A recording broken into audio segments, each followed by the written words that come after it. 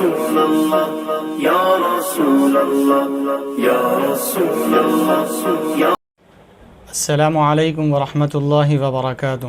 وعلیکم السلام ورحمۃ اللہ وبرکاتہ۔ الحمد للہ وکفی وسلام علی عبادہ الذین اصطفی، اما بعد۔ معزز حاضرین و سامعین و ناظرین، الحمد للہ ثم الحمد للہ، انوار اسلام نیٹ ورک اور تحریک اصلاح اعمال کے زیر اہتمام یہ ایک ماہ میلاد اور اس پر ہونے والے اعتراضات کے متعلق ایک خصوصی نشست رکھی گئی ہے، جس میں جو مختلف انداز سے ماہ میلاد النبی صلی اللہ علیہ وسلم میں اعتراضات کیے جاتے ہیں، میلاد النبی صلی اللہ علیہ وسلم کے منانے کے حوالے سے، اس کے علمی جوابات ہم آج کے ہمارے مہمان عالم جلیل فاضل بے بدل استاذ الاساتذہ شیخ المعقولات جامع نظامیہ حضرت العلامہ مولانا حافظ وقاری محمد لطیف احمد صاحب قبلہ حفظہ اللہ ادام اللہ فیضہ وبرکاتہ العالیہ آج ہمارے درمیان موجود ہے، اور حضرت قبلہ سے ہم آج ان سوالات کے جوابات حضرت قبلہ سے سماعت فرمائیں گے۔ معزز حاضرین و سامعین و ناظرین، یقیناً ماہ میلاد کی آمد ہو چکی ہے، اور انوار اسلام نیٹ ورک اور تحریک اصلاح اعمال کے زیر انتظام 12 روزہ پروگرام پیش کیے جا رہے ہیں، جن میں سے یہ ایک اہم نشست ہے جو آپ کے سامنے پیش کرنے کی سعادت حاصل کی جا رہی ہے۔ آئیے اب میں حضرت قبلہ کا وقت زیادہ لیے بغیر سب سے پہلے حضرت قبلہ سے اس حوالے سے سوال ہے کہ اولیت نور محمدی صلی اللہ علیہ وسلم کے احادیث مبارکہ سے ثابت ہے۔ الحمد للہ رب العالمین وصلی اللہ تعالی علی خیر خلقہ سیدنا محمد وآلہ وصحبہ وبارک وسلم اجمعین، اما بعد۔ حضور نبی پاک علیہ الصلاۃ والسلام اول الخلق ہیں، اور اللہ رب العزت نے آپ کے نور مبارک کو ساری کائنات اور ساری مخلوق کے پیدا کرنے سے پہلے حضور کے نور مبارک کو پیدا فرمایا۔ سبحان اللہ۔ اور یہ بات حدیث شریف میں مصرح ہوئی ہے، چنانچہ اس سلسلے میں حضرت شیخ الاسلام بانی جامع نظامیہ علیہ الرحمۃ والرضوان مصنف عبد الرزاق کے حوالے سے حضرت جابر رضی اللہ عنہ کی ایک روایت نقل فرمائے۔ مصنف عبد الرزاق یعنی امام عبد الرزاق صنعانی، یہ وہ جلیل القدر محدث ہیں جو بخاری اور مسلم کے راویان حدیث میں ان کا نام آتا ہے۔ ماشاء اللہ۔ تو امام عبد الرزاق صنعانی کی کتاب ہے مصنف عبد الرزاق، اس کے حوالے سے حضرت شیخ الاسلام نقل فرماتے ہیں کہ حضرت سیدنا جابر رضی اللہ عنہ نے حضور نبی پاک علیہ الصلاۃ والسلام سے دریافت کیا کہ حضور اللہ تعالیٰ نے سب سے پہلے کس چیز کو پیدا فرمایا؟ تو نبی پاک علیہ الصلاۃ والسلام جواباً ارشاد فرماتے ہیں، اول ما خلق اللہ نور نبیک یا جابر، سبحان اللہ۔ یعنی اے جابر، اللہ تعالیٰ نے سب سے پہلے جس چیز کو پیدا فرمایا وہ تمہارے نبی کا نور ہے۔ سبحان اللہ۔ اول ما خلق اللہ نور نبیک یا جابر۔ اسی طرح ایک اور حدیث بھی ہے کہ علماء کرام، علماء اہل سنت والجماعت نبی پاک علیہ الصلاۃ والسلام کی کتب سیر میں اور کتب میلاد میں اس کا بھی ذکر کرتے ہیں اول ما خلق اللہ نوری وکل شیء من نوری. سبحان اللہ. گرچہ اس حدیث پر محدثین نے بہت زیادہ کلام کیا ہے، لیکن اگر اس حدیث پر کلام بھی کیا گیا ہو تو پہلی حدیث جو مصنف عبد الرزاق کی ہے وہ تو کافی معتبر ہے. سبحان. ماشاء اللہ. حاضرین سامعین، ابھی ہم نے اولیت نور محمدی صلی اللہ علیہ وسلم کے حوالے سے احادیث مبارکہ کی روشنی میں ابھی حضرت قبلہ سے سماعت فرمایا کہ اول ما خلق اللہ نوری وکل شیء من نوری، اور ایک حضرت جابر رضی اللہ تعالیٰ عنہ کی روایت بھی ہم نے ابھی ملاحظہ فرمایا کہ خلق اللہ اول ما خلق اللہ نور نبیک صلی اللہ علیہ وسلم.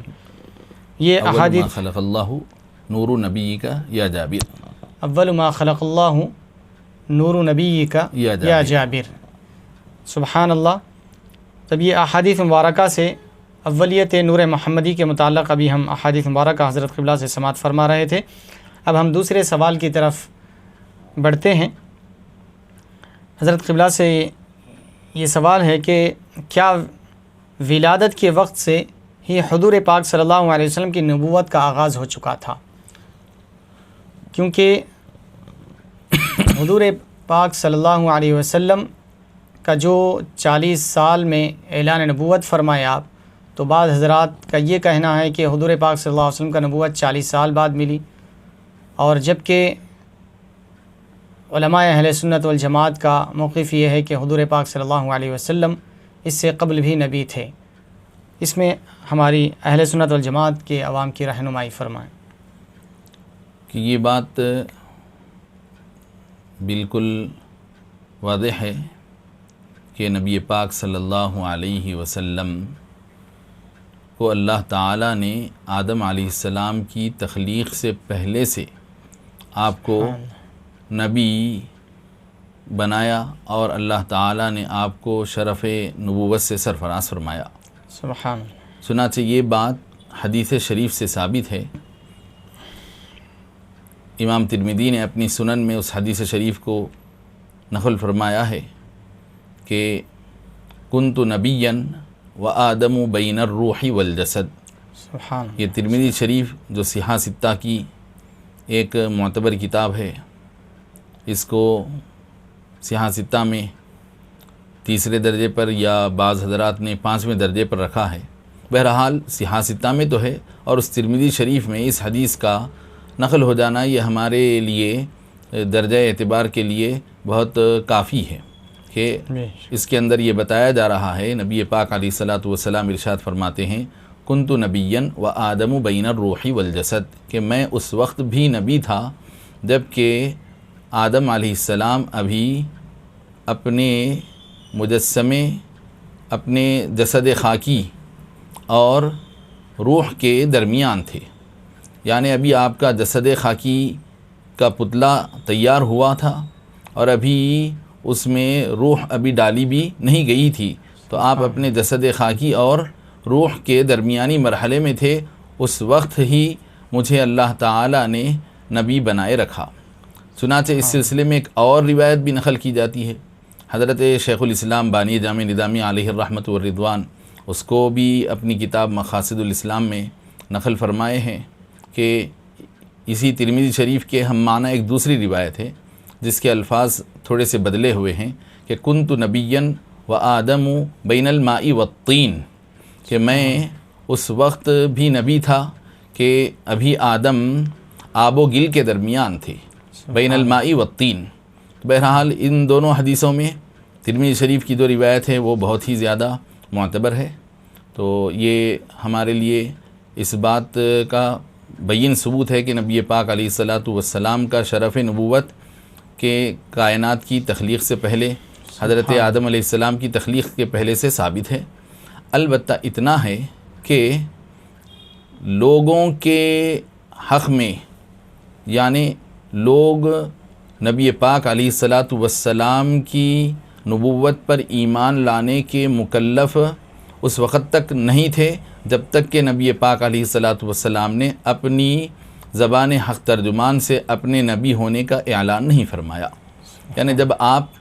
کی عمر شریف 40 برس کی ہوئی تو اللہ کی طرف سے آپ کو حکم ملا اپنی اعلان نبوت کا. تو اس کے بعد سے لوگوں پر یہ لازم ہو جاتا ہے کہ آپ کو اللہ کا نبی مان لیں. اس وقت سے اس کے بعد اگر کوئی آپ کے نبوت پر ایمان لانے میں تعامل کیا، وہ آپ کی نبوت پر ایمان نہیں لایا، تو وہاں سے وہ شخص مکلف قرار دیا گیا. آپ کے اعلان نبوت سے پہلے اگر کوئی آپ کو نبی نہیں مانتا تھا اور وہ دنیا سے گزر گیا تو وہ پکڑ میں نہیں آتا ہے. سبحان اللہ. حاضرین، ہم نے مدلل جواب ملاحظہ فرمایا ابھی کہ آپ تو نبی اس وقت تھے جبکہ حضرت آدم علیہ السلام اپنے جسد خاکی اور روح کے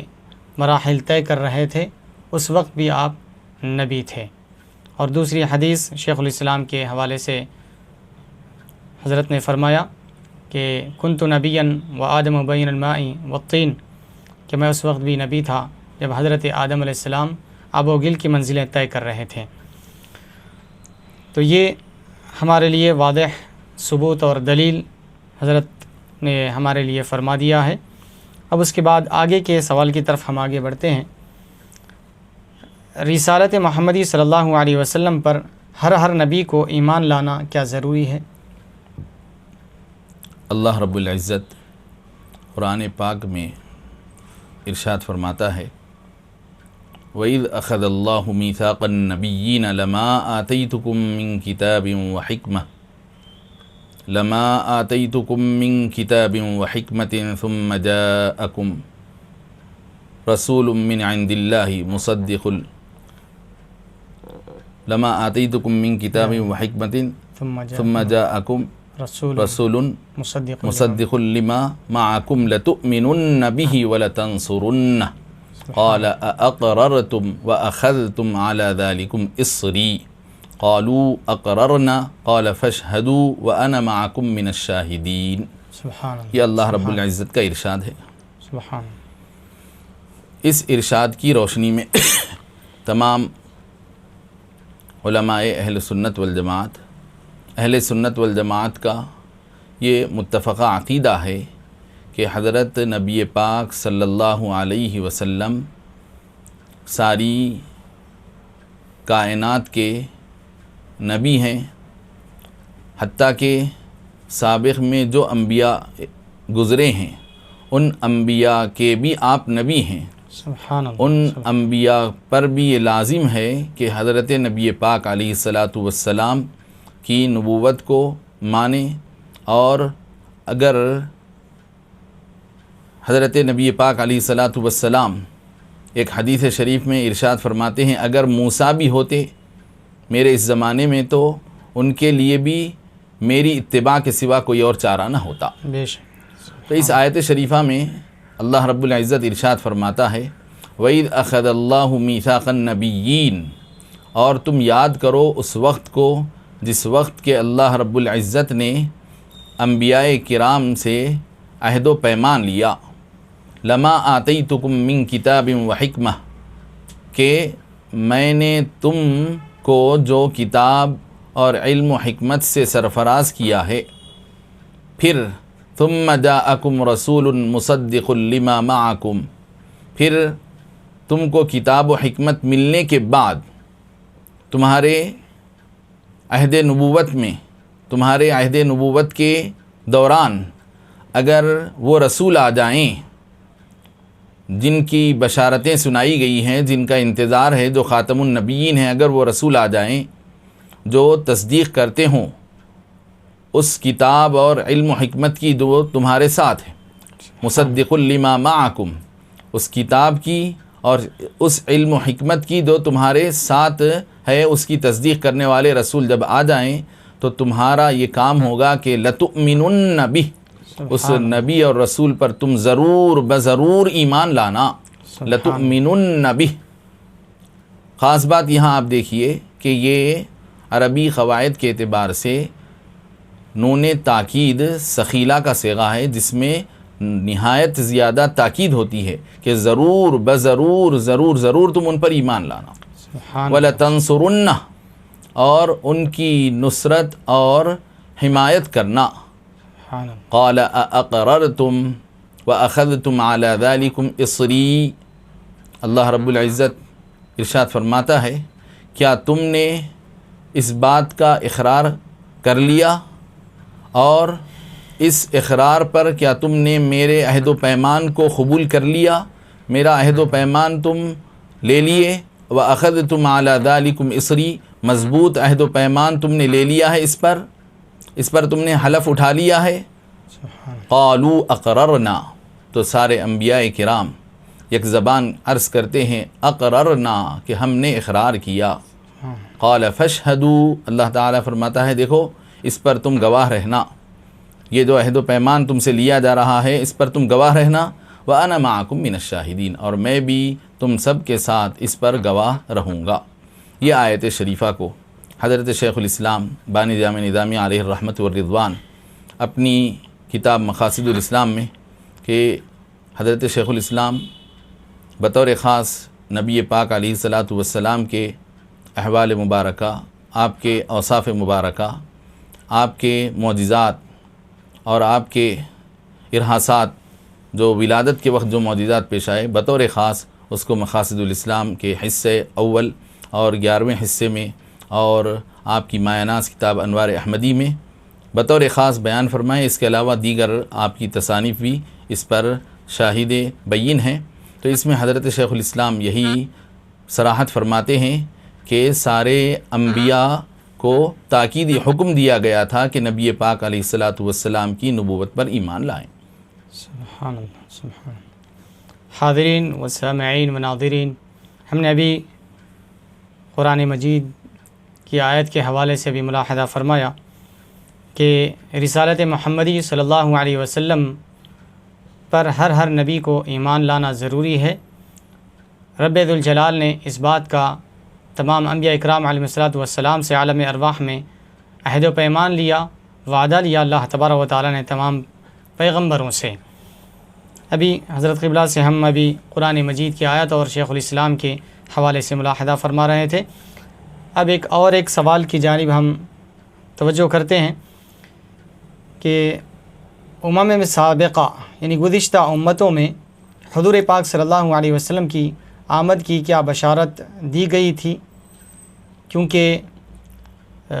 حضور پاک صلی اللہ علیہ وسلم جب اس دنیا میں آنے سے پہلے اور تخلیق آدم علیہ السلام سے پہلے آپ نبی تھے، تو کیا انبیاء اکرام علیہ الصلاۃ والسلام نے حضور پاک صلی اللہ علیہ وسلم کی آمد کی اپنی امتوں کو بشارت دی یا نہیں؟ یہ بات بھی خود قرآن پاک سے بھی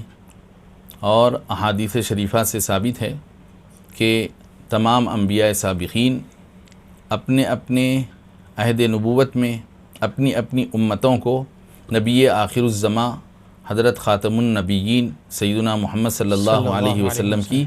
آمد کی بشارتیں دیتے رہے ہیں. سبحان اللہ. چنانچہ اس کا سب سے بڑا اور قطعی ثبوت تو قرآن پاک کی سورہ صف کی آیت ہے، جس میں اللہ رب العزت حضرت عیسیٰ علیہ السلام کی زبانی کہلوا رہا ہے. وَإِذْ قَالَ عیسیٰ ابن مریم یا بنی اسرائیل انی رسول اللہ الیکم مصدقا لما بین یدی من التوراة ومبشرا برسول یأتی من بعد اسمہ احمد. سبحان اللہ. سبحان اللہ. کہ اس کے اندر اللہ رب العزت ارشاد فرماتا ہے اور تم یاد کرو اس وقت کو جس وقت کے کہا عیسیٰ بن مریم نے، وَإِذْ قَالَ عیسیٰ ابن مریم یا بنی اسرائیل انی رسول اللہ الیکم، کہ اے بنی اسرائیل میں تمہاری جانب اللہ کا رسول اور پیغمبر بنا کر بھیجا گیا ہوں. وَإِذْ قَالَ عیسیٰ ابن مریم یا بنی اسرائیل انی رسول اللہ الیکم مصدقا لما بین یدی من التوراة ومبشرا برسول. دو باتیں ہیں یہاں کہ حضرت عیسیٰ علیہ السلام بنی اسرائیل سے مخاطب ہوتے ہوئے فرما رہے ہیں کہ مجھے تمہاری جانب اللہ کا رسول بنا کر بھیجا گیا ہے، اس حال میں کہ میں تمہارے پاس اس کتاب کی تصدیق کرنے والا بن کر آیا ہوں جو میرے سامنے جو تورات ہے، مصدقا لما بین یدی من التوراة، جو میرے روبرو میرے سے پہلے حضرت موسیٰ علیہ السلام کی لائی ہوئی جو تورات ہے اس کی میں تصدیق بھی کرتا ہوں، سبحان اور پھر اس کے ساتھ ساتھ میں اگلے آنے والے رسول کی بشارت دینے والا بنا کر بھیجا گیا ہوں، وَمُبَشِّرًا بِرَسُولٍ یأتی من بعد اسمہ احمد، جو میرے بعد تشریف لانے والے ہیں ان کا نام نامی ہوگا احمد۔ سبحان اللہ۔ یہ دیکھیے آپ، حضرت عیسیٰ علیہ السلام کی زبانی بشارت دلوائی جا رہی ہے، اور انجیل کے اندر بتایا جاتا ہے کہ انجیل میں بہت ساری روایات اور اشارے نبی پاک علیہ الصلاۃ والسلام کی بشارتیں دی گئی تھی، اسی طرح یہودیوں کی کتابوں میں ہے، بلکہ بعض حضرات تو یہ بھی کہتے ہیں کہ جو دیگر اور مذاہب کی جو معتبر کتابیں ہیں، کہ حتیٰ کہ بعض لوگ کہتے ہیں کہ یہ جو وید ہیں غیر مسلموں کی وید، غیر مسلموں کی ویدوں کو بھی بعض حضرات بتاتے ہیں کہ یہ بھی کچھ انبیاء کی تعلیمات پر مشتمل کتابیں تھیں، جس کے اندر تحریفیں وغیرہ ہو جانے کی وجہ سے وہ اب صحیح ٹھیک شکل میں نہیں ہیں، لیکن مگر اس کے اندر کچھ ایسی باتیں مل جاتی ہیں جو ہماری اسلامی تعلیمات سے میل کھاتی ہوئی ہیں۔ چنانچہ اس کے اندر وہ لوگ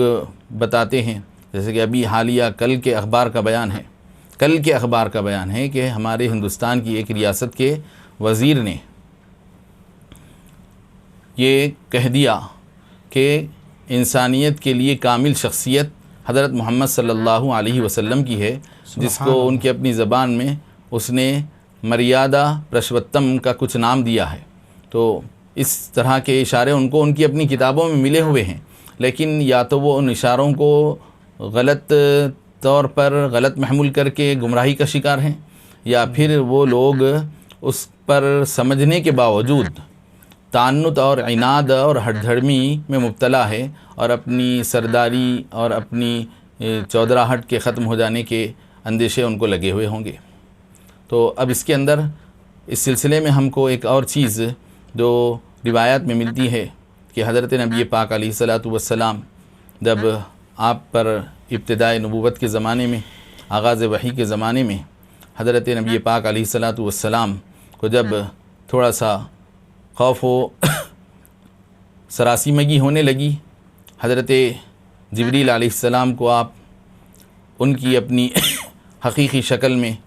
جب آپ دیکھے، غار حرا سے آپ حضرت بی بی خدیجہ رضی اللہ عنہا کے پاس تشریف لائے اور ان کو سارا ماجرا سنائے، تو حضرت بی بی خدیجہ رضی اللہ عنہا نے حضور کو اپنے چچا زاد بھائی ورقہ بن نوفل کے پاس لے کر گئے، جو انجیل کے عالم تھے، عیسائی تھے، اگرچہ کہ وہ بھی عرب کے مشرک تھے، لیکن ان کو عرب کے مشرکانہ ماحول سے تنفر ہو کر وہ عیسائیت کو قبول کر لیا اور انجیل کے بڑے عالم بن گئے۔ تو انجیل کی معلومات ان کے پاس تھیں۔ تو جب ورقہ بن نوفل نے حضور پاک علیہ الصلاۃ والسلام سے آپ کے احوال و کوائف کو سنے، تو انہوں نے یہی بتایا کہ آپ آگے چل کر اللہ رب العزت کے نبی ہوں گے، اور آگے چل کر آپ کو ہجرت کا وقت آئے گا، اور اگر جس وقت آپ کی قوم آپ کو نکالے گی، اگر میں اس وقت رہتا تو میں آپ کی تائید کرتا، آپ کی حمایت کرتا۔ تو یہ ورقہ بن نوفل کے بیان سے بھی ثابت ہوا کہ انجیل میں نبی پاک علیہ الصلاۃ والسلام کی بشارت ہے۔ حضرت سلمان فارسی رضی اللہ عنہ، جو نبی پاک علیہ الصلاۃ والسلام کے جلیل القدر صحابی ہے، سلمان منا اہل البیت کی شان کے مالک ہیں، حضرت سلمان فارسی رضی اللہ عنہ خاندانی طور پر تو پارسی تھے، مجوسی تھے، آگ کی پرستش کرنے والے، لیکن وہ اپنے اس آبائی مذہب پر مطمئن نہیں ہو کر دین حق کی تلاش میں نکل گئے۔ نکلنے کے بعد وہ پھر دوسرا مذہب بدلے، لیکن ان کو اس مذہب پر بھی اطمینان نہیں آیا، تو پھر آپ عیسائیت کو قبول کیے، اور آپ عیسائی کتابوں میں، سابقہ جو کتابیں تھیں ان کتابوں میں آپ کو یہ بات پڑھنے میں آئی تھی کہ ایک نبی آخر الزماں تشریف لانے والے ہیں، وہ صدقے کا مال نہیں کھاتے ہیں، ہدیہ ان کو دیا جائے تو قبول کرتے ہیں، اور ان کی پشت مبارک پر ایک خاتم نبوت ہوگی۔ سبحان اللہ۔ اب جب حضرت سلمان فارسی رضی اللہ عنہ جب مدینہ منورہ میں ایک یہودی کے پاس آپ غلام تھے، آپ کو اس بات کی اطلاع ملی کہ مدینہ منورہ میں کوئی غیر معمولی ہستی آئی ہوئی ہے اور ان کا دعویٰ ہے کہ وہ نبی آخر الزماں ہیں۔ تو حضرت سلمان فارسی رضی اللہ عنہ کے علم میں یہ بات آ چکی تھی، تو انہوں نے تجربے کے طور پر نبی پاک علیہ الصلاۃ والسلام کو آزمانے کے لیے حضور کی خدمت میں کچھ صدقے کے کھجور لے کر آئے، آ کر حضور کی خدمت میں پیش کیے۔ تو حضور پاک علیہ الصلاۃ والسلام نے فرمایا کہ یہ کیا ہے؟ تو حضرت سلمان نے عرض کیا کہ حضور یہ صدقہ ہے۔ تو حضور نے فرمایا کہ اس کو یہاں سے لے کر چلے جاؤ، ہم صدقے کا مال نہیں کھاتے۔ تو پھر حضرت سلمان فارسی رضی اللہ عنہ حضور کی نبوت کو جانچنے پرکھنے اور اس کی حقانیت کا امتحان لینے کے لیے اگلے دن پھر کھجور لاتے ہیں بطور ہدیہ۔ سبحان حضور فرماتے ہیں کہ اے سلمان یہ کیا ہے؟ تو وہ عرض کرتے ہیں کہ حضور یہ آپ کے لیے ہدیہ ہے۔ تو حضور پاک علیہ الصلاۃ والسلام اس میں سے تناول فرماتے ہیں۔ سبحان اللہ۔ پھر حضرت سلمان فارسی رضی اللہ عنہ حضور پاک علیہ الصلاۃ والسلام کی پشت مبارک پر آپ کی خاتم نبوت کا بھی مشاہدہ فرما لیتے ہیں۔ تو اس طرح آپ کو حضور کی نبوت پر یقین ہو جاتا ہے اور آپ مشرف بہ اسلام ہو جاتے ہیں۔ سبحان اللہ۔ تو یہ وہ ساری باتیں ہیں۔ اسی طرح ہمارے شہر کے ایک عالم بزرگ وہ کچھ ایسی مواد بھی فراہم کیے ہیں کہ جس سے وہ غیر مسلموں کی ویدوں سے یہ ثابت کیے ہیں کہ ان کی کتابوں میں یہ بتایا گیا ہے کہ ایک اخیر زمانے میں ایک بہت بڑی ہستی تشریف لانے والی ہے، اور وہ جب آ جائے گی تو دنیا کے اندر سے سارا فساد ختم ہو جائے گا اور دنیا کے اندر جو ہے بہت ساری اصلاح ہو جائے گی وغیرہ وغیرہ۔ اور شاید اس کو وہ نام دیے ہیں مہاکال کا، مہاکال کچھ ایسا نام بتاتے ہیں۔ تو اب مہاکال کا مطلب یہ ہوتا ہے کہ بہت بڑا مصلح اعظم، ایسا کچھ مطلب وہ بتائے ہیں۔ تو اب ان کی تعبیر اور تشریح کے حوالے سے ہم یہ کہنا چاہیں گے کہ وہ بزرگ نے اپنے اس شہر بھر میں ان کے اپنے پوسٹر لگائے جاتے تھے مساجد میں لوگوں کی اصلاح وغیرہ کے لیے۔ تو انہوں نے اس میں یہ بتایا ہے کہ جس مہاکال کی تلاش میں یہ لوگ ہیں اور ابھی تک وہ انتظار میں ہیں کہ آنے والے ہیں، لیکن انہوں نے حضور کی آمد ہو گئی لیکن اس کو پہچانا نہیں، اور ابھی وہ غیر غلط طور پر اندیشوں کا شکار ہیں کہ ابھی آنے والے ہیں۔ لیکن حقیقت یہ ہے کہ جس عظیم ہستی اور جس مصلح آدم کی تلاش میں، جس مہاکال کی امید میں وہ ہیں، وہ در حقیقت نبی پاک علیہ الصلاۃ والسلام کی شکل میں اللہ تعالیٰ نے مصلح آدم انسانیت کے لیے بنا کر، محسن اعظم بنا کر حضور کو اللہ تعالیٰ نے مبعوث فرما دیا، لیکن وہ ابھی تک اس کو پہچاننے سے قاصر ہے۔ ماشاء اللہ، سبحان اللہ۔ حاضرین و ناظرین، ہم بڑے ہی تفصیل کے ساتھ سابقہ میں حضور پاک صلی اللہ علیہ وسلم کی آمد کی بشارت کتابوں سے، حوالوں سے اور قرآن مجید کی آیات سے ملاحظہ فرما رہے تھے۔ اب اور ایک سوال کی طرف ہم رخ کرتے ہیں۔ حضور پاک صلی اللہ علیہ وسلم کی شان یتیمی کے پیچھے کیا حکمت الہی ہے؟ یعنی حضور پاک صلی اللہ علیہ وسلم کو اللہ تعالیٰ نے جو یتیم پیدا فرمایا کہ آپ کی ولادت سے قبل ہی والد بزرگوار کا سایہ اٹھا دیا اللہ تبارک و تعالیٰ نے، تو اور 6 سال کی عمر میں حضور پاک صلی اللہ علیہ وسلم کی والدہ ماجدہ بھی اس دنیا سے چل بسیں، تو اس کے پیچھے کیا حکمت خداوندی ہے؟ اللہ رب العزت نے قرآن پاک میں حضور پاک علیہ الصلاۃ والسلام کی شان یتیمی کا بھی ذکر فرمایا۔ چنانچہ سورۃ الضحیٰ میں اللہ تعالیٰ ارشاد فرماتا ہے الم یجدک یتیما فآویٰ۔ سبحان اللہ، سبحان پھر آگے اللہ رب العزت پھر ایک اور مرتبہ یتیم کے حوالے سے ارشاد فرماتا ہے فَأَمَّا الْيَتِيمَ فَلَا تَقْهَرْ، سبحان اللہ۔ کہ اے نبی پاک، کیا اس رب نے، کیا اس رب العزت نے آپ کو یتیم نہیں پایا تو اس نے آپ کو اپنے آغوش رحمت میں پناہ دی،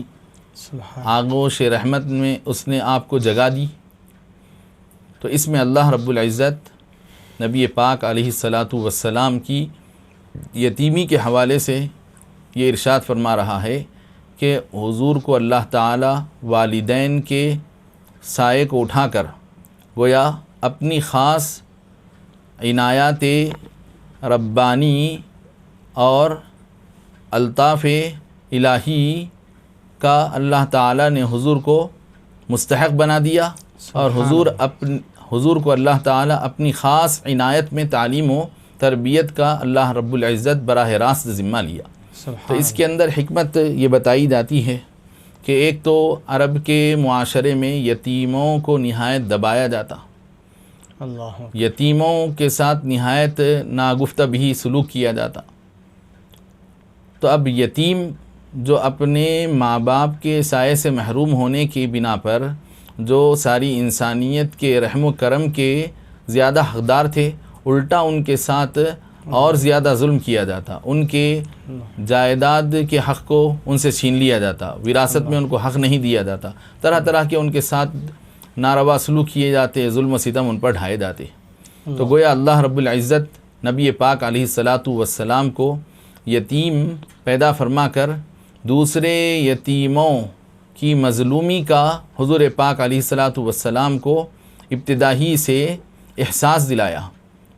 کہ تاکہ حضور پاک علیہ الصلاۃ والسلام اپنے عہد نبوت میں اپنے کارزار میں یتیموں کے حوالے سے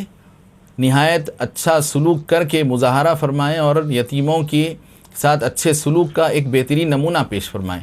جیسے کہ روزے کی حکمت میں بتایا جاتا ہے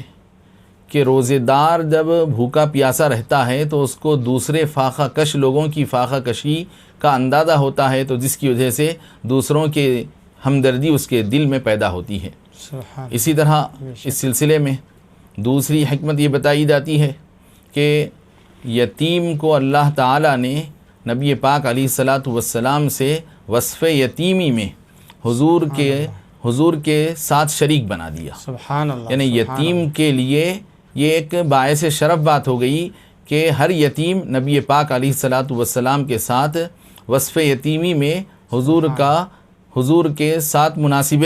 حال اور مشابہ ہو جاتا ہے۔ تو یہ بات اس کے لیے بڑی شایع نشان اور اس کے لیے باعث فخر ہو گئی کہ حضور جس طرح وہ یتیم ہے تو اس کو اپنی یتیمی کا غم ایک طرف ہو جاتا ہے، اور اس کی شان اس حوالے سے بڑھ جاتی ہے، اس کے لیے یہ بات لائق فخر ہو جاتی ہے کہ میں یتیم ہوں تو کیا ہوا، لیکن میرے کو نبی پاک علیہ الصلاۃ والسلام سے خاص مناسبت حاصل ہے۔ سبحان اللہ، تو یتیم کے لیے بڑی شان ہے۔ پھر اسی طرح عام طور پہ دنیا دارالاسباب ہے، تو دنیا والے اسباب پر زیادہ نظر رکھتے ہیں، جبکہ اہل اللہ اور صالحین اسباب کو ترک کر کے براہ راست اللہ رب العزت سے اپنا سارا معاملہ جوڑ لیتے ہیں، اور توکل کا جو اصل اور اعلیٰ مقام ہے وہ یہی ہے کہ اسباب کو ترک کر دیا جائے اور مسبب اسباب پر بھروسہ کیا جائے، یہ حقیقی توکل ہے۔ لیکن شریعت میں اتنی گنجائش ہے کہ اللہ رب العزت جو اسباب کو پیدا فرمایا، ان اسباب کا سہارا لیتے ہوئے، ان اسباب کو اختیار کرتے ہوئے اللہ پر بھروسہ کیا جائے، اس کی بھی شریعت اجازت دیتی ہے۔ لیکن اعلیٰ مرتبہ تو یہ ہے کہ اسباب کو بھی چھوڑ دیا جائے اور براہ راست مسبب اسباب کا سہارا لیا جائے۔ تو اللہ رب العزت نبی پاک علیہ الصلاۃ والسلام کے متعلق اللہ کی حکمت شاید یہ ہو کہ عام طور پر جو یہ سمجھا جاتا ہے کہ یتیم کی تعلیم و تربیت ٹھیک نہیں ہوتی ہے، اور جس کے ماں باپ ہوتے ہیں وہی بچہ اچھی تعلیم و تربیت پاتا ہے، تو اللہ تعالیٰ کی حکمت شاید اس بات کی متقاضی ہوئی کہ ہم اپنے حبیب پاک کی تعلیم و تربیت کا خود ذمہ لیتے ہیں، اور دنیا کے عام اصول کے تحت ان کے ماں باپ پر ہم نہیں چھوڑ رہے ہیں، بلکہ نبی پاک علیہ الصلاۃ والسلام کو توکل کے اعلیٰ مرتبے پر فائز کرنا مقصود تھا ہوگا۔ سبحان اللہ، سبحان اللہ۔ معزز حاضرین و ناظرین، معزز حاضرین و سامعین، ابھی ہم حضور پاک صلی اللہ علیہ وسلم کی شان یتیمی کے ساتھ ولادت کے پس منظر میں جو حکمت باری تعالی ہیں اس کو ہم مفصل حضرت قبلہ سے سماعت فرما رہے تھے۔ پھر آگے ایک سوال شامل کرتے ہیں، کیا ولادت محمدی صلی اللہ علیہ وسلم پر خوشی کا، فرحت و مسرت کا اظہار کرنا قرآن پاک سے ثابت ہے؟ کیونکہ اس بارے میں بار بار اعتراض کیا جاتا ہے کہ میلاد النبی صلی اللہ علیہ وسلم منانا بدعت ہے، ناجائز ہے، حرام ہے، ہر بدعت گمراہی ہے، گمراہی جہنم میں لے جانے والی ہے۔ تو کیا اس کا کوئی قرآن مجید اور احادیث مبارکہ سے اس کا ثبوت ملتا ہے؟ جی اللہ رب العزت کا ارشاد ہے، قل بفضل اللہ وبرحمتہ فبذلک فلیفرحوا هو خیر مما یجمعون۔ سبحان اللہ، سبحان اللہ۔ اے نبی پاک آپ ارشاد فرما دیجئے اللہ کے فضل اور اس کی رحمت پر ہی ان لوگوں کو خوش ہونا چاہیے۔ بفضل اللہ وبرحمتہ فبذلک فلیفرحوا، کہ اللہ کے فضل اور اس کی رحمت بس اسی پر لوگوں کو خوش ہونا چاہیے۔ هو خیر مما یجمعون، اللہ کے فضل اور اس کی رحمت کے حصول پر خوشی کا اظہار کرنا اور فرحت کرنا، فرحاں و شادہ ہونا، یہ ان لوگوں کے حق میں ان سب چیزوں سے بہتر ہے جس کو کہ وہ دنیا میں جمع کرتے ہیں، سمیٹتے ہیں، ذخیرہ کرتے ہیں۔ اس کے مقابل میں اللہ رب العزت ایک اور مقام پر ارشاد فرماتا ہے، ان اللہ لا يحب الفریحین، کہ اللہ تعالی فرحت کرنے والوں کو غرور اور تکبر میں اتراتے ہوئے خوشیاں منانے والوں کو پسند نہیں فرماتا۔ اللہ اکبر۔ تو یہاں اس آیت کو ہم اس آیت کے ساتھ اگر پیش کرتے ہیں تو یہ بہت بڑی غلطی ہو جائے گی، کہ دراصل یہاں اس آیت کا جو سیاق و سباق ہے کہ ان اللہ لا يحب الفریحین وابتغ فیما آتاک اللہ الدار الآخرۃ، یہ جو آیات شریفہ ہیں اس کا جو پس منظر ہے دراصل قارون کا اوپر کی آیات میں ذکر ہوا، اور قارون اپنے خزانے پر، اپنی دولت پر اور اپنے مال و متاع پر اس قدر نازاں و فرحاں تھا کہ وہ اپنے غرور اور تکبر میں اپنے خالق حقیقی اور مالک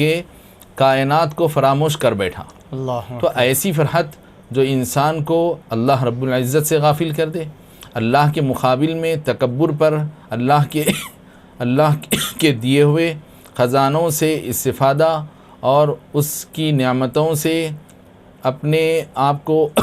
مالا مال کرنے کے جذبے کے بجائے الٹا ہم ان نعمتوں پر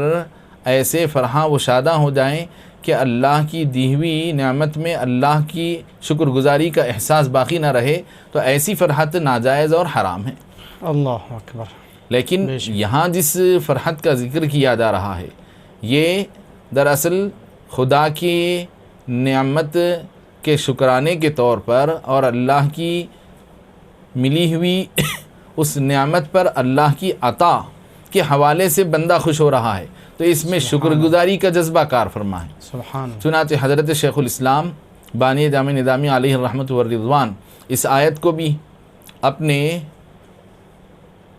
موضوع میلاد مبارک کے حوالے سے ذکر فرما کر ارشاد فرماتے ہیں کہ اللہ رب العزت قرآن پاک میں خوشی کے اظہار کا ذکر فرمایا ہے، تو یہ اس آیت میں اللہ رب العزت نے دو باتوں کے حوالے سے خوشی کا ذکر فرمایا، ایک بفضل اللہ، دوسرے و برحمتہ۔ تو آپ جیسے کہ ابھی پوچھ رہے تھے کہ قرآن پاک میں میلاد مبارک پر خوشی کے کرنے کا کوئی ذکر ہے، تو اب دیکھیے یہاں پر حضرت شیخ الاسلام فرماتے ہیں کہ اللہ کے فضل پر خوشی کا حکم ہے، اور اللہ کا فضل حضور کی ذات اور آپ کی بعثت اور آپ کی ولادت سے بڑھ کر اور کون سا فضل اللہ کا بڑھ کر ہو سکتا ہے، بلکہ حضور کے اسماء مبارکہ میں ایک نام فضل اللہ بھی ہے۔ سبحان اللہ نبی پاک علیہ الصلوۃ والسلام کے اسماء مبارکہ میں باضابطہ ایک نام فضل اللہ ہے۔ سبحان تو اب اگر حضور کے اس نام کی نسبت سے دیکھیں یا پھر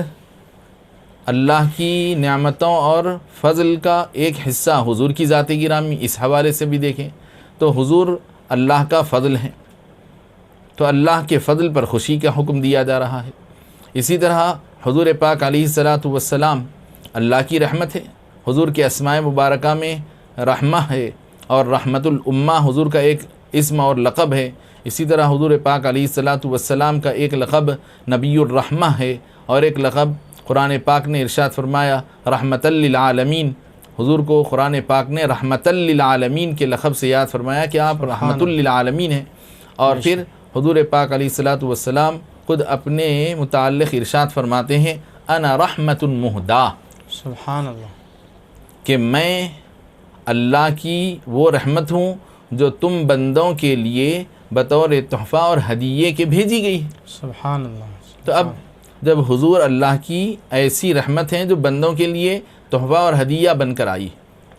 تو حضور اللہ کی رحمت بھی ہیں اور حضور اللہ کا فضل بھی ہیں۔ اللہ تعالیٰ فرماتا ہے وَلَوْلَا فَضْلُ اللَّهِ عَلَيْكُمْ وَرَحْمَتُهُ لَاتَّبَعْتُمُ الشَّيْطَانَ إِلَّا خَلِيلًا، اللہ کا فضل یعنی حضور کی ذات نہ ہوتی، اور اللہ کی رحمت یعنی حضور پاک علیہ الصلاۃ والسلام کی نعمت تم کو نہ ملتی، حضور کی ذات گرامی تم کو اگر نہ ملتی، حضور کی ولادت نہ ہوتی، حضور نبی اور رسول بن کر تشریف نہ لاتے، تو پھر تم سب شیطان کی پیروی کرنے لگ جاتے۔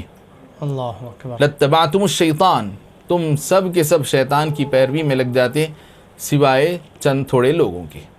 تو معلوم یہ ہوا کہ نبی پاک علیہ الصلاۃ والسلام کی بدولت بہت سارے لوگ گمراہی سے بچے اور ایمان کی نعمت اور دولت سے مالا مال ہوئے۔ تو اب ہم سب کے لیے حضور کی ذات گرامی سے بڑھ کر کون سا اللہ کا فضل ہے اور کون سی رحمت ہے کہ حضور کی نعمت کے آنے کے، آپ کی آمد کے موقع پر ہم خوشی کا، فرحت کا اظہار نہ کریں۔ ارے ہم اپنے گھر کے خوشی کے ایونٹس ہوتے ہیں، اپنے اپنے ذاتی معاملات ہوتے ہیں، اپنے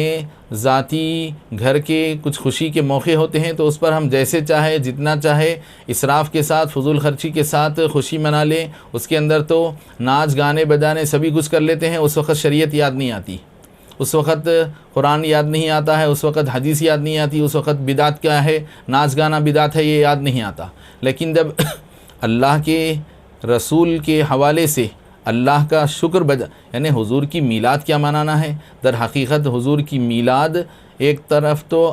حضرت نبی پاک علیہ الصلاۃ والسلام کے کمالات و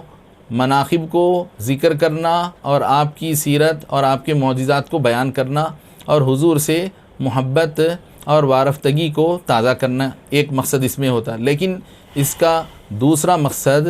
اس کے اندر دوسرا فائدہ یہ بھی ہوتا ہے کہ حضور کی بعثت جو اللہ کی نعمت ہے، تو اللہ کی نعمت پر اللہ کا شکر بھی ہو رہا ہے اس میں۔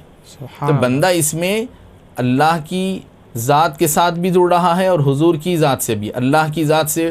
جڑنا گویا لا الہ الا اللہ کے تقاضے کی تکمیل کرنا ہے، اور حضور پاک علیہ الصلاۃ والسلام کی ذات سے وابستگی پیدا کرنا گویا منشأ رسالت کی تکمیل کرنا ہے۔ تو اس میں عین کلمہ طیبہ کے تقاضے پورے ہو رہے ہیں، تو یہ بدعت نہیں ہے، یہ بلکہ عین ایمان ہے، ایمان کا لازمی حصہ ہے۔ اب غور ان لوگوں کو کر لینا چاہیے جو میلاد اور حضور پاک علیہ الصلاۃ والسلام کے ذکر مبارک کی محافل کو بدعت کہتے ہیں، لیکن اپنے گھر کے تقاریب کو پورے شان و شوکت سے مناتے ہیں، تو ان کو اپنے آپ کا جائزہ لینے کی ضرورت ہے۔ اللہ اکبر۔ حاضرین و ناظرین و سامعین، الحمدللہ بڑی تفصیل کے ساتھ قرآن مجید اور احادیث مبارکہ کی روشنی میں ہم نے یہ سماعت فرمایا کہ حضور پاک صلی اللہ علیہ وسلم کی ولادت پر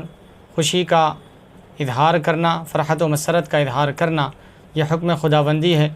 جیسا کہ حضرت قبلہ نے آیت ربانی کی تلاوت فرمائی قل بفضل اللہ وبرحمتہ فبذلک فلیفرحوا هو خیر مما یجمعون۔ یقیناً یہ ولادت پر خوشی کا اظہار و مسرت کرنا یہ بدعت نہیں بلکہ عین ایمان ہے، فرمایا آپ نے۔ اب اس کے بعد آگے اور ایک سوال کو اسی کے متعلق ہے، ہم شامل کرتے ہیں۔ میلاد النبی صلی اللہ علیہ وسلم کے موقع پر زیبائش، آرائش وغیرہ کرنا، مساجد کو، گھر کو سجانا یا اس طریقے سے کرنا ازروِ شرع کیا حکم رکھتا ہے؟ میلاد النبی صلی اللہ علیہ وسلم کے موقع پر اگر ہم حضور کی ذات گرامی کی عظمت کو، آپ کی علو منزلت، آپ کی رفعت کو لوگوں پر آشکار کرنے کے لیے اگر اس موقع پر ہم کچھ زیبائش اور آرائش یعنی کچھ ڈیکوریشن اور سجاوٹ کا اہتمام کرتے ہیں، کچھ برقی خمخموں کے ذریعے سے اپنے گلی کوچوں اور اپنے مکانات کو اور اپنے مختلف ہمارے اپنے شہر کے جو مختلف حصے ہیں آبادی کے، ان کو اگر سجاتے ہیں اور اس میں جھنڈی وغیرہ لگاتے ہیں، بشرطے کہ ان جھنڈیوں کے ذریعے سے کوئی توہین کا شائبہ نہ ہو، مثلاً کہ جھنڈیوں پر کلمہ طیبہ لکھا ہوا نہ ہو اور گنبد خضرا یا کعبۃ اللہ وغیرہ کے شبیہ اس کے اوپر اترے ہوئے نہ ہو، تو ایسی صورت میں کوئی حرج کی بات نہیں ہے، بلکہ اس شریعت کے اندر صحابہ کرام وغیرہ کے احوال اور ان کے کوائف سے ایسے ہم کو نمونے ملتے ہیں جس میں گنجائش اس کی ہم کو صاف طور پر سمجھ میں آتے ہی، لیکن مگر اس میں خاص بات یہ ہے کہ کلمہ طیبہ کے جھنڈیاں ہرگز نہ لگائیں، اس لیے کہ ایک دو دن جھنڈیاں وہ اہتمام سے لگی رہتی ہیں، اس کے بعد ایک ایک کر کے جھنڈیاں کچھ راستوں میں ادھر ادھر گرنے پڑنے لگ جاتی ہیں، جس سے کلمہ طیبہ کی توہین ہوتی ہے اور پھر گنبد خضرا کی شبیہ کی توہین، کعبۃ اللہ کی شبیہ کی توہین، تو لہذا اس طرح کے شبیہ وغیرہ نہ بنائیں، بس صرف سبز رنگ کا جھنڈا، جیسا کہ ارہاسات میں نبی پاک علیہ الصلاۃ والسلام کے ولادت کے موقع پر جو معجزات پیش آئے، اس میں آپ کی والدہ ماجدہ نے دیکھا کہ ایک سبز جھنڈا ایک مشرق میں ہے اور ایک سبز جھنڈا مغرب میں لہرایا گیا ہے، اس طرح آپ کی والدہ ماجدہ کے مشاہدے میں یہ جو بات آئی ہے، تو اس کو پیش نظر رکھتے ہوئے سب جھنڈیاں لگائے جاتے ہیں، تو اس کے اندر کوئی قباحت نہیں ہے، یہ جو ہے نبی پاک علیہ الصلاۃ والسلام کی رفعت شان کو بتانے کے حوالے سے یہ کام کیا جا رہا ہے۔ چنانچہ حضرت شیخ الاسلام بانی جامی نظامی علیہ الرحمۃ والرضوان فرماتے ہیں، بات ضرورت کی اور اسراف سے بچنے کی جہاں تک ہے تو مسجد نبوی میں اگر ضرورت کی حد تک چراغوں کی روشنی کی ضرورت تھی تو ہم دیکھتے ہیں کہ مسجد نبوی میں خلفائے راشدین وغیرہ کے عہد مبارک میں ضرورت سے زائد مسجد نبوی میں روشنی کا اہتمام کیا جاتا، سبحان اللہ۔ حالانکہ ضرورت تو دو چار چراغوں سے پوری ہو جاتی ہے، لیکن مگر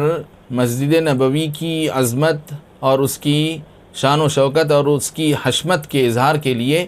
یہ زائد روشنی کا اہتمام کیا جاتا۔ تو اسی طرح اس زمانے میں چراغ وغیرہ ہوتے اور موجودہ زمانے میں اگر لائٹنگز اور برقی خمخمیں اگر لگائے جاتے ہیں تو یہ اسی سے مناسبت رکھنے والی بات ہے، اس کو دین سے دوری یا بدعت بولنے کی کوئی ضرورت نہیں ہے، یہ کوئی بدعت نہیں ہوگی، البتہ بدعت اگر ہو بھی تو بدعت حسنہ، جیسا کہ ہمارے علماء کرام نے اس کی تقسیم کی ہے۔ ایک بدعت وہ ہوتی ہے جو انسان کو اللہ رسول سے دور کرتی ہے اور گمراہی اور شرک کی طرف لے جاتی ہے، دوسری بدعت وہ ہے جس سے آدمی دین کی طرف جڑتا ہے، دین کی طرف راغب ہوتا ہے، جیسے کہ نماز تراویح کے سلسلے میں حضرت عمر فاروق رضی اللہ عنہ نے فرمایا، نماز تراویح باجماعت کا جب اہتمام ہوا تو نعمت البدعۃ ہذہ، کہ اگرچہ کہ یہ حضور کے زمانے میں یہ سنت نہیں تھی، لیکن مگر اس طریقے سے منظم طریقے سے تراویح کی جماعت کا جو اہتمام کیا گیا، یہ اگرچہ کہ ہے نیا طریقہ، لیکن لوگوں کو اللہ کے دربار، اللہ کے گھر، مسجد سے جوڑنے والا ہے اور حضور کی بتائی ہوئی نماز تراویح کی سنت کو قائم رکھنے میں ممد اور معاون ہے۔ حاضرین و ناظرین، ہم نے ابھی یہ مدلل طریقے سے سماعت فرمایا کہ میلاد النبی صلی اللہ علیہ وسلم پر آرائش اور زیبائش کرنا کیا حکم رکھتا ہے،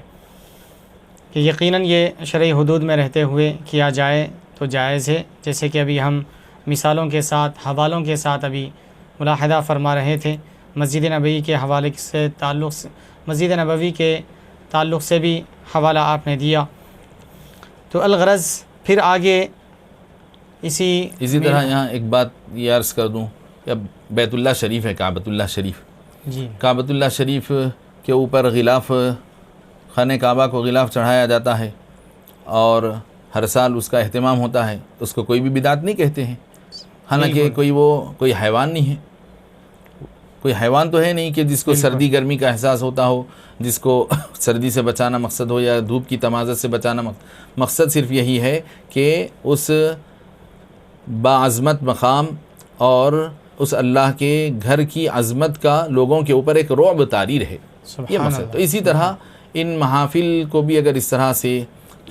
غیر شرعی کاموں سے بچتے ہوئے اگر سجایا جاتا ہے تو اس کے اندر ان محافل کی عظمت کا لوگوں کو احساس ہوگا۔ سبحان اللہ، سبحان اللہ۔ آگے ایک سوال ہم شامل کرتے ہیں،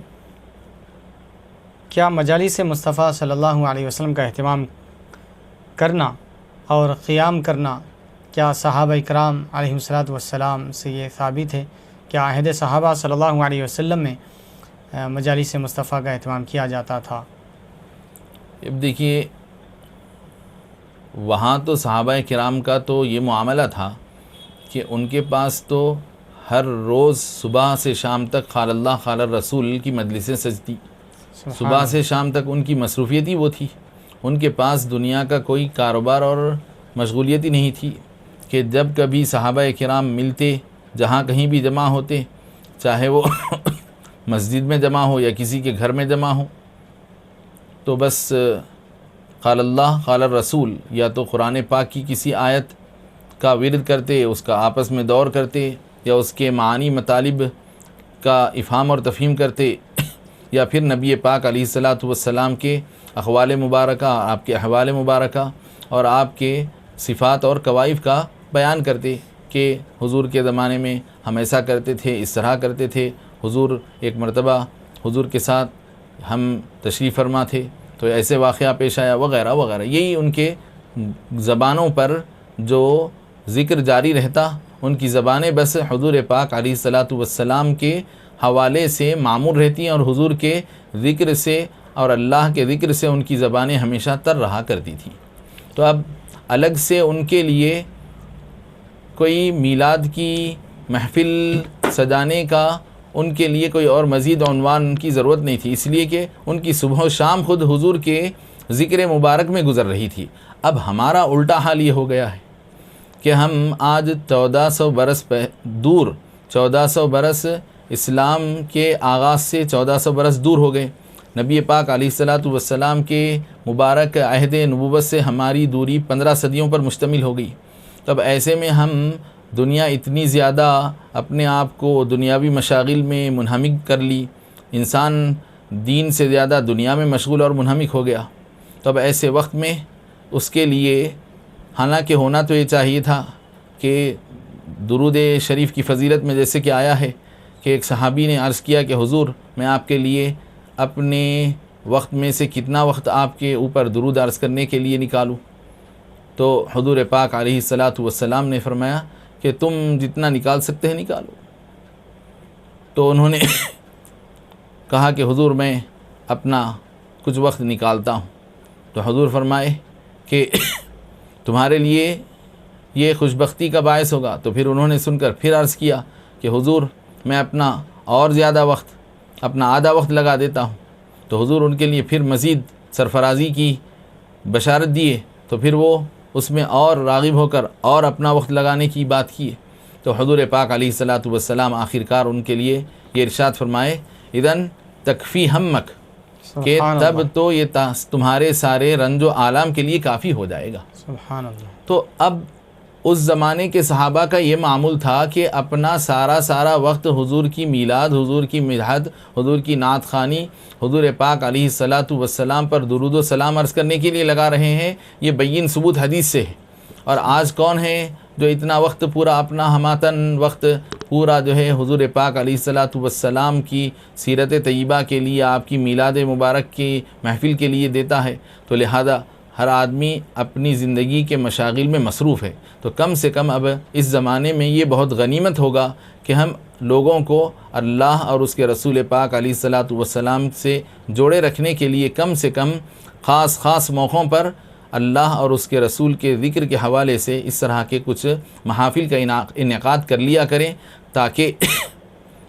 لوگوں کا بھلایا ہوا سبق ان کو ایمان اور دین سے متعلق یاد دلایا جاتا رہے اور وہ پوری طرح سے دین و ایمان کو فراموش کر کے نہ بیٹھیں۔ معزز حاضرین و سامعین و ناظرین، ابھی ہم سماعت فرما رہے تھے کہ کیا مجالس مصطفیٰ صلی اللہ علیہ وسلم کا اہتمام کرنا صحابہ اکرام سے ثابت ہے۔ بڑے تفصیل کے ساتھ مفصل ہم نے جواب ملاحظہ فرمایا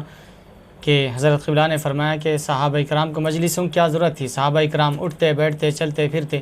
ان کا تو روز کا مشغلہ تھا۔ یہ ہمارا المیہ ہے کہ ہمیں فرصت نہیں، دنیاوی کام کاج سے، دنیاوی زندگی میں مصروف ہونے کی وجہ سے، اس لیے ایسے محافل یہ ہمارے لیے نعمت ہے، غنیمت ہے، وقتاً فوقتاً منعقد کیے جاتے ہیں تاکہ حضور کا ذکر ہمارے دلوں میں تازہ ہو جائے۔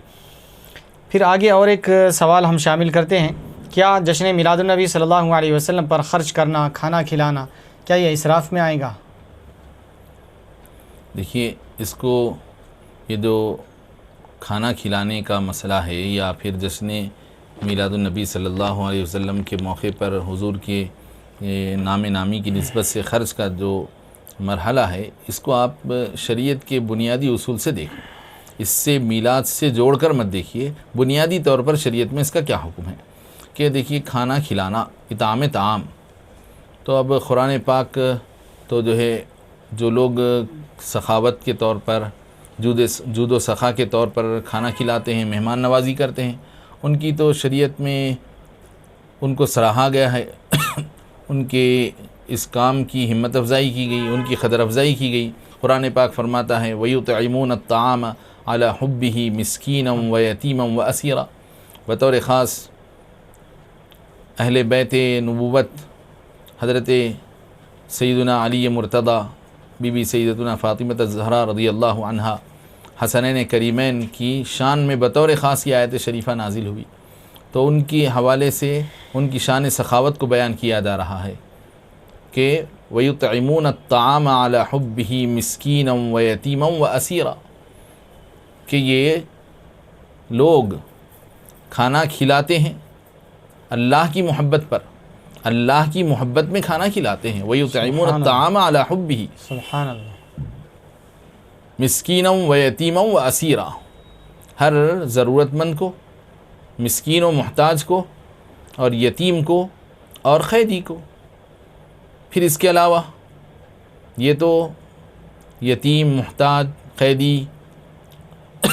ان کو کھانا کھلانے کی بات ہوئی، لیکن اگر کسی مہمان کی مہمان نوازی کی جاتے ہیں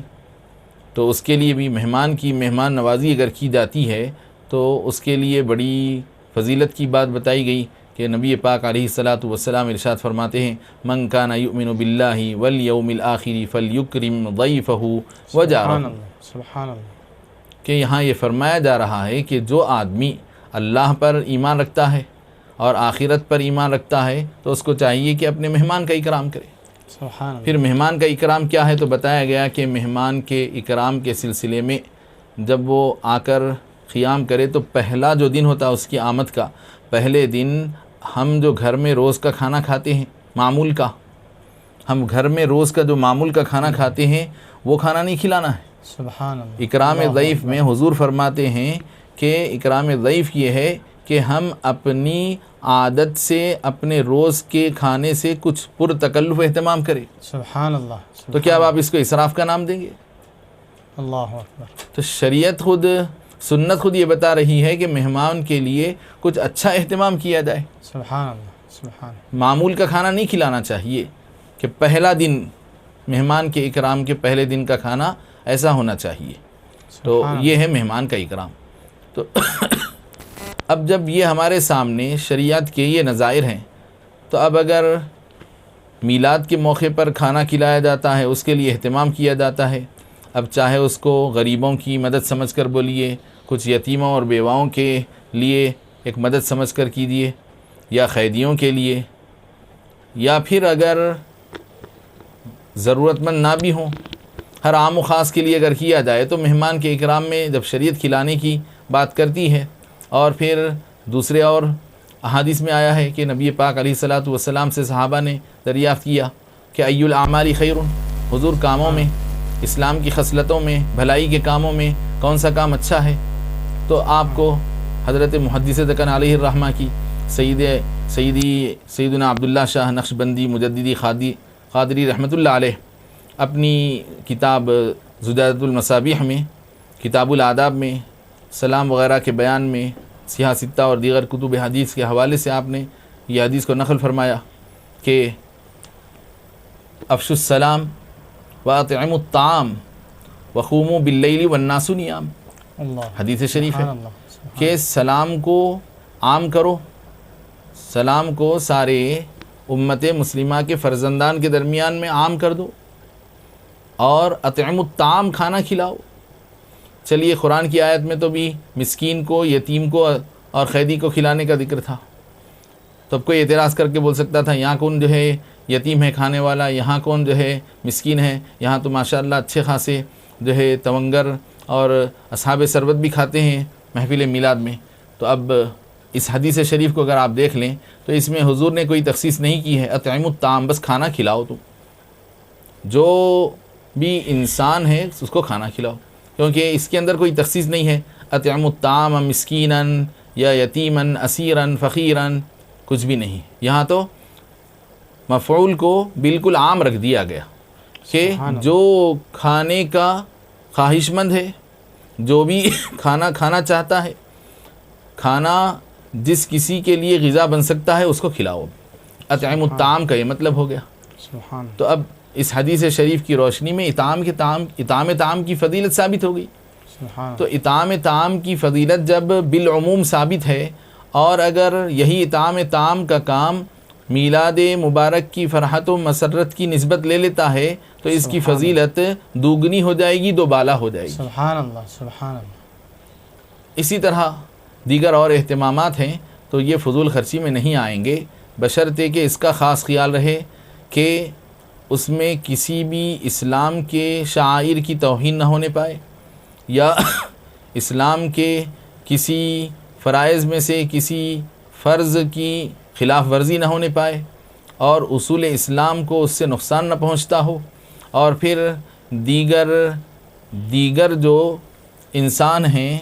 دیگر اڑوس پڑوس کے لوگوں کو، یعنی میلاد کا یہ اہتمام ایک جائز، نہ صرف جائز بلکہ مستحسن اور مستحب اقدام ہے،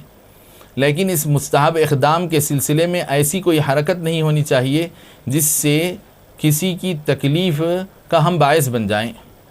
مثلا یہ کہ راستے کے اندر ایسا ہجوم کرنا، شور و پکارا کرنا کہ دیگر محلے داروں کو، پڑوسیوں کو تکلیف ہو، کہ ہمارے اڑوس پڑوس میں کوئی ضعیف رہتے ہیں، کوئی جو ہے مریض ہوتے ہیں، تو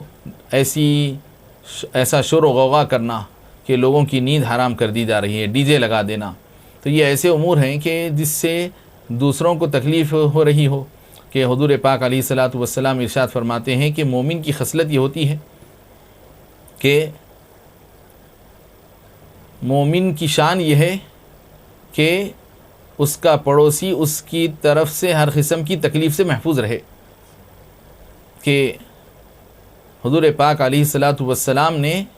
یہ ارشاد فرمایا کہ پڑوسی وہ شخص بہترین پڑوسی ہے کہ جس کو اس کے پڑوس سے تکلیف نہ پہنچتی ہو، اور ہم اگر یہ سب کرتے ہیں تو اگر ہمارے اڑوس پڑوس میں کوئی بیمار ہوں، ضعیف ہوں، تو ان کو تکلیف ہو جائے گی۔ اسی طرح سے یہ ہوتا ہے کہ نبی پاک علیہ الصلاۃ والسلام نماز میں بچوں کی خاطر، خواتین کی خاطر بسا اوقات اپنی نماز کو مختصر فرما دیا کرتے۔ بے شک نماز میں حضور اگر بچوں کے رونے کی آواز سنتے تو نماز کو مختصر فرما دیتے۔ تو دیکھیے ہماری شریعت میں انسانیت کی کتنی قدر ہے اللہ کہ ایک موقع پر تو حضور نے ایک صحابی سے ارشاد فرمایا کہ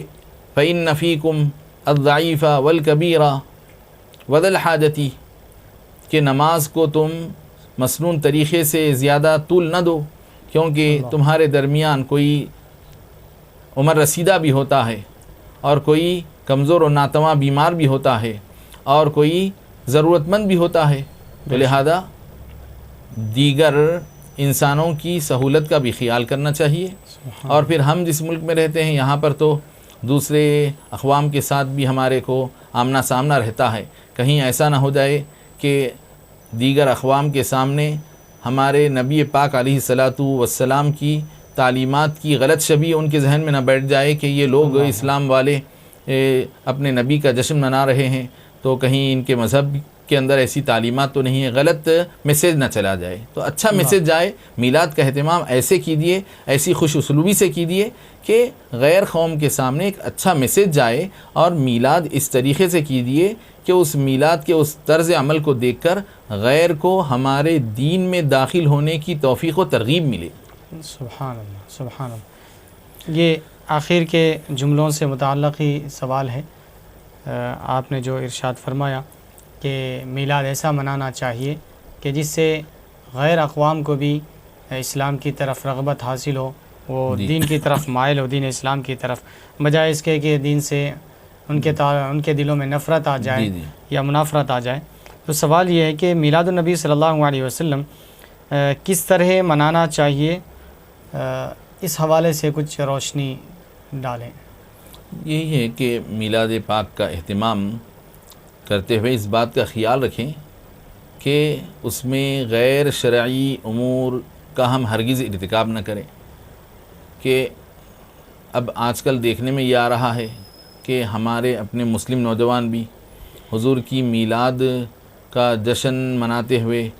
گویا اس کو ایک سیلیبریشن کی طرح سمجھ رہے ہیں کہ اگرچہ کہ جشن منانے کا معنی مطلب ہی سیلیبریشن ہوتا ہے، لیکن یہاں پر ان کے ذہنوں میں یعنی جیسے عیسائی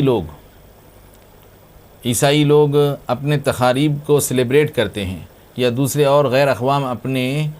اسپیشل ایونٹس کو جو سیلیبریٹ کرتے ہیں، تو سیلیبریشن کے ان کے پاس جو طور طریقے ہیں عملی طور پر، اگرچہ کہ ہمارا عید میلاد کو منانا اور ان لوگوں کا کرسمس کو منانا یہ بہت دور سے بھی ایک دوسرے سے تعلق نہیں رکھتا ہے۔ ہماری میلاد نہایت پاکیزہ، نہایت ہی اونچے مقاصد کو لی ہوئی ہے،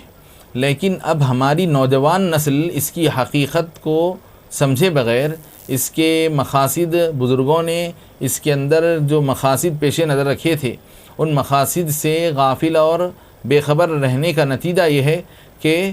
یہ لوگ کیا کر رہے ہیں، دیکھا دیکھی میں غیر قوم کی نخالی کر رہے ہیں۔ غیر قوم کیا کر رہی ہے، اور دراصل یہ حضور کی اس نصیحت پر عمل پیرائی نہ کرنے کا نتیجہ ہے کہ حضور ارشاد فرمائے کہ تم لوگ ضرور بضرور ان لوگوں کے نقش قدم کو اپناؤ گے جو تم سے پہلے والے تھے، تم سے پچھلی امتوں کے نقش قدم پر تم چلیں گے، ان کے ہو بہو تم حرکتوں کو اپناؤ گے۔ تو آج یہ وہی ہو رہا ہے کہ ہم اپنے اسلام کی اسپرٹ اور روح کو سمجھے بغیر غیر قوم کی نخالی میں مصروف ہو گئے کہ وہ لوگ جس طرح کے جشن کا ان کے پاس جو انداز اور سما ہوتا ہے وہی کیفیت ہم بھی کرنے پر اتر آ رہے ہیں۔ تو یہ باتوں سے ہم اپنے آپ کو بچائے رکھیں کہ ہمارے بزرگان دین نے، حضرت شیخ الاسلام نے میلاد کے نام پر لوگ جب اعتراض کرنے لگے تو آپ نے ان سے سوال کیا کہ دیکھو ہماری جو محفل میلاد ہوتی ہے آخر اس میں ہوتا کیا ہے وہ دیکھو۔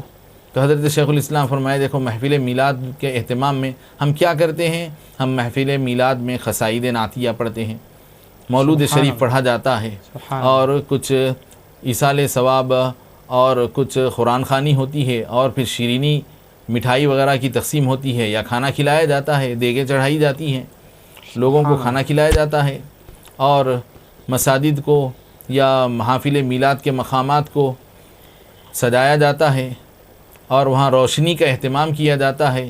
خوشبو سے بسایا جاتا ہے، ماحول کو معطر کیا جاتا ہے۔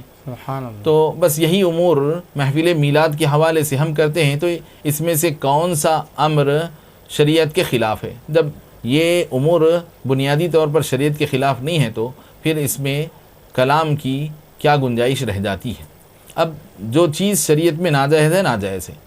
تو اب شریعت میں جو چیز ناجائز ہے جیسے کہ باجے بجانا، ناچ گانا کرنا، ڈی جے لگانا، میوزک لگانا، رقص کرنا، اور خواتین کے لیے راستہ نہ چھوڑنا، یا پھر خواتین کا جلوس کے نام پر خواتین کا راستوں میں نکل آنا، مرد و زن کا اختلاط ہو جانا، یہ نہایت ہی غیر غلط کام ہے۔ ہماری شریعت سے، ہماری محفل میلاد سے ان کا کوئی ذرہ بھی واسطہ نہیں ہے، یہ بالکل بے دینی والے کام ہیں۔ یہ اس طرح کی میلاد، یہ میلاد ہی نہیں ہے، بلکہ یہ میلاد کے نام پر حضور کی شریعت کو ڈھانا ہے، اور حضور کی لائی ہوئی شریعت کو میلاد کے نام پر، یعنی حضور کا نام لے کر حضور ہی کی شریعت کو ڈھانا ہے۔ اللہ اکبر، یعنی گھر کو آگ لگ گئی گھر کے چراغ سے کے مترادف۔ اللہ کی پناہ، اللہ کی پناہ۔ معزز حاضرین و سامعین، ابھی ہم ملاحظہ فرما رہے تھے کہ میلاد النبی صلی اللہ علیہ وسلم کس طریقے سے منانا چاہیے اور کس طریقے سے نہیں منانا چاہیے، کہ میلاد النبی صلی اللہ علیہ وسلم کے اہتمام جو شیخ الاسلام کے حوالے سے حضرت قبلہ فرما رہے تھے کہ میلاد میں کیا کیا جاتا ہے، قرآن مجید کی تلاوت، حضور پاک صلی اللہ علیہ وسلم کی نعت گنگنائی جاتی ہے، اور قصائد پڑھے جاتے ہیں، اور کچھ شیرینی کا اہتمام کر لیا جاتا ہے، اور خمخمے وغیرہ روشنی کا اہتمام کر لیا جاتا ہے، ایثار ثواب کیا جاتا ہے۔ یہی کچھ میلاد النبی صلی اللہ علیہ وسلم میں کیا جاتا ہے۔ رہی اس بات جہاں تک کہ ڈی جے کی، ناچنے کی، رقص کی، اور بے حیائی کی، اور مرد و زن کے اختلاط وغیرہ کی، یہ ساری چیزیں شریعت مطہرہ کے خلاف ہے۔ یہ میلاد سے اس کا کوئی دور دور تک کا کوئی تعلق نہیں ہے۔ حضرت قبلہ نے یہی فرمایا، اور یقیناً ان چیزوں کا دور تک بھی میلاد سے کوئی تعلق نہیں ہے۔ آخر میں ہماری اس نشست کے 2 سوال رہ گئے ہیں، ہم اس کو شامل کرنے کی طرف بڑھ رہے ہیں۔ آخر سے پہلے ایک سوال جو میلاد سے متعلق نہیں لیکن حضور پاک صلی اللہ علیہ وسلم کی حیات طیبہ سے متعلق ہے۔ حیات النبی صلی اللہ علیہ وسلم کے متعلق صحابہ اکرام اور ائمہ اکرام کا کیا عقیدہ ہے، اور ہمیں اس حوالے سے حیات النبی صلی اللہ علیہ وسلم کے حوالے سے کیسا عقیدہ رکھنا چاہیے؟ نبی پاک صلی اللہ علیہ وسلم اپنے وصال کے بعد کل نفس ذائقۃ الموت، جو قرآن کا مسلمہ اصول ہے اور کائنات کی ایک مسلمہ حقیقت ہے، اس کے مطابق اللہ رب العزت ہر بندے کو موت کا مزہ چکھاتا ہے۔ لہذا انبیاء کرام بھی جب ان کی دنیاوی زندگی کی مدت پوری ہو جاتی ہے اور دنیا سے رخت سفر باندھ کر آخرت کی طرف سفر کرنے کا جب وقت آ جاتا ہے، تو اللہ رب العزت ان کو اس دنیا سے آخرت کی طرف منتقل کرنے کے لیے ان کو بھی موت کا مزہ چکھاتا ہے۔ لیکن یہ موت کا مزہ چکھنے کے بعد یہ موت ان پر ہمیشہ کے لیے طاری اور باقی نہیں رکھی جاتی ہے، کہ موت کا مزہ چکھ لینے کے بعد دنیا سے پردہ فرما جانے کے بعد اللہ تعالی عالم برزخ میں ان کو دوبارہ زندہ فرماتا ہے، اس لیے کہ ان کی ارواح کو اللہ تعالی دوبارہ ان کے مبارک مقدس جسم میں داخل فرما دیتا ہے۔ سبحان اللہ۔ اس لیے کہ ان انبیاء کرام کے لیے ان کی اس روح مقدس کو رکھنے کے لیے ان کے مبارک جسموں سے زیادہ بہتر اور کوئی جگہ نہیں ہے۔ ان انبیاء کرام کی پاکیزہ ارواح کو رکھنے کے لیے ان کا ہی مناسب، ان کا ہی جسم مبارک ہی اس کا سب سے زیادہ لائق اور شایان شان ہے۔ سبحان اللہ۔ اس سے زیادہ فضیلت والا کوئی اور مقام ان کی ارواح کو رکھنے کا نہیں، تو لہذا اللہ تعالیٰ ان کی ارواح کو واپس ان کے جسد مبارک میں داخل فرما دیتا ہے۔ اسی لیے ہماری فقہ حنفی کے مشہور و معروف عارف باللہ مصنف،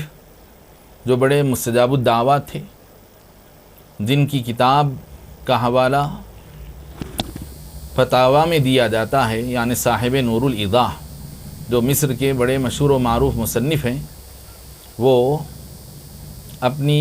کتاب نور الایضاح میں یہ نقل فرماتے ہیں، یہ تحریر فرماتے ہیں اپنے قلم سے، وَمِمَّا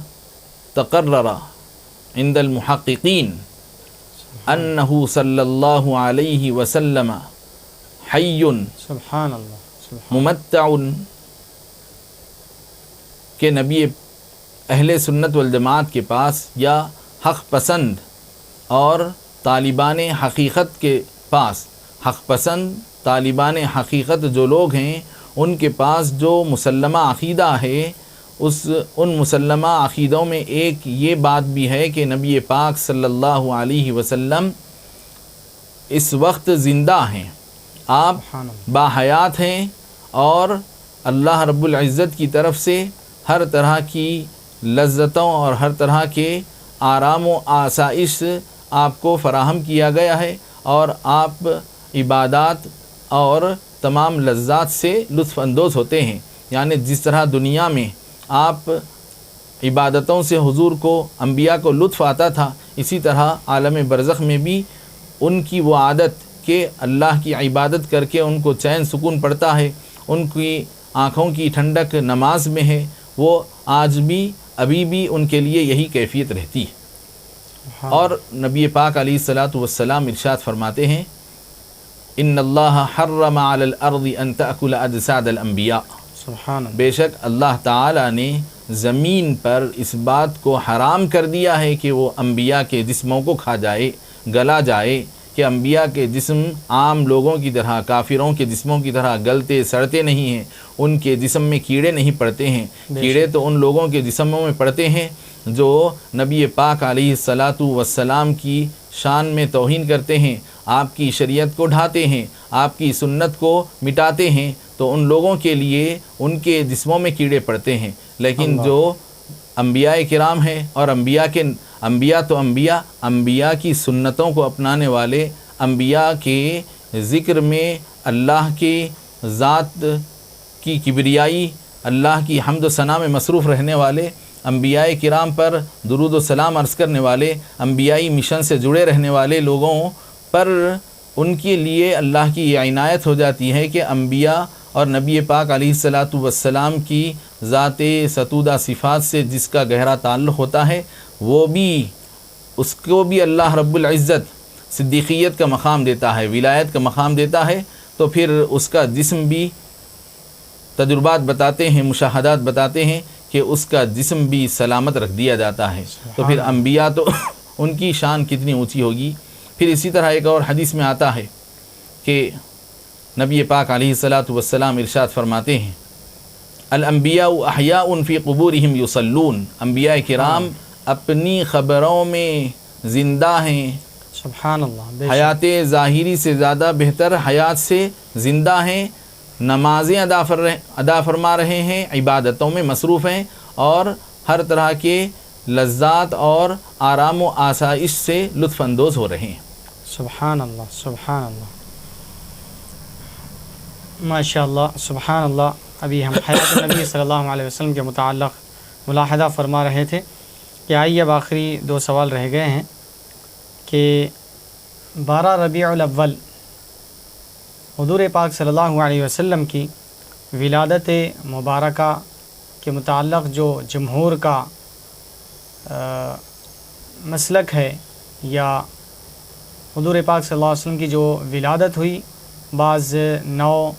اور بعض 12 اور دیگر اقوال بھی اس میں آئے ہیں، اور یہ تو متفقہ طور پر کہا جاتا ہے کہ حضور پاک صلی اللہ علیہ وسلم اس دار فانی سے جو کوچ فرما گئے وہ بھی 12 ربیع الاول ہیں۔ تو کیا اب خوشی کا اظہار کریں یا غم کا اظہار کریں؟ کیونکہ ولادت بھی اسی 12 ربیع الاول کو ہوئی، اور حضور پاک صلی اللہ علیہ وسلم اس دار فانی سے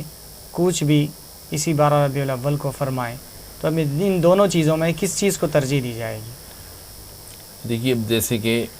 نبی پاک علیہ الصلاۃ والسلام کا یوم میلاد جو ہے وہی یوم وصال بھی ہے، یعنی 12 ربیع الاول کو آپ کا وصال بھی ہوا اور آپ کی ولادت بھی ثابت ہے۔ تو اب یہاں 2 باتیں جمع ہوتی ہیں کہ آیا یہ خوشی کا دن ہے یا غم اور رنج و الم کا دن ہے۔ تو اب اس بارے میں پہلی بات تو یہ ہے کہ حضور پاک علیہ الصلاۃ والسلام دنیا سے نعوذ باللہ جو بیہودہ گوئی کرنے والے کرتے ہیں کہ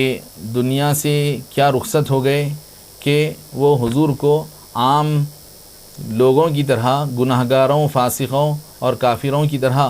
بالکل مردہ سمجھتے ہیں، نعوذ باللہ من ذالک۔ اللہ اکبر، اللہ اکبر، العیاذ باللہ۔ نبی پاک علیہ الصلاۃ والسلام کی شان ایسی نہیں، بے شک، بلکہ بس صرف یہ سمجھیے آپ، نبی پاک علیہ الصلاۃ والسلام عالم دنیا سے عالم برزخ کی جانب منتقل ہوئے۔ بے شک، تو اب کل نفس ذائقۃ الموت کا قاعدہ یہ صادق تو آ گیا، لیکن ابھی جیسے کہ ایک اور سوال میں ہم نے عرض کیا کہ انبیاء کرام پر ان کی موت کے طاری ہونے کے بعد دوبارہ ان کے اجسام مبارکہ میں ارواح مقدسہ داخل کر دی جاتی ہیں، دوبارہ ان کی حیات، بلکہ ان کی علماء و فقہا نے یہاں تک کہ لکھا ہے کہ ان کو دنیا میں رہتے ہوئے